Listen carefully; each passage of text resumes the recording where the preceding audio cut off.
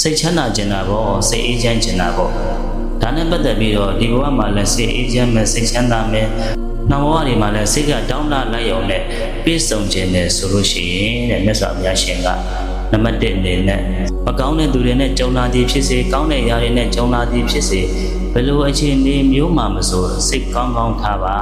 စိတ်ကိုကောင်းထားပါတယ်။နှစ်ကတော့တဲ့မိမိသူတစ်ပါးနှုတ်သားအကျိုးရှိသောစကားအပြည့်ကင်းသောစကားကိုသာပြောရမယ်။ကိုယ့်ရဲ့စကားတစ်ခုကြောင့်ဘယ်သူတဦးတစ်ယောက်မှနာကျင်ရတာမျိုးဒုက္ခရောက်သွားစေတာမျိုးကိုမဖြစ်စေနဲ့တဲ့အပြည့်ကင်းသောစကားကိုသာပြောပါ။ကိုထိလက်ရောက်သူတစ်ပါးတွေကိုမလုံးနဲ့တဲ့အကယ်၍ကိုက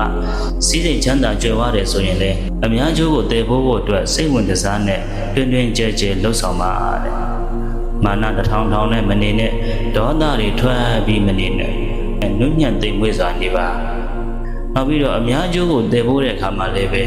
ကိုယ့်အကျိုးတစ်ခုတည်းမကြည့်ပဲနဲ့မျှဝေလိုတဲ့စိတ်ကိုထားပါတဲ့ဒီလိုလေ့ကျင့်ကောင်းလေးတွေဒီလိုစိတ်ကောင်းစေတနာကောင်းလေးတွေကိုကိုယ့်ရဲ့စိတ်တန်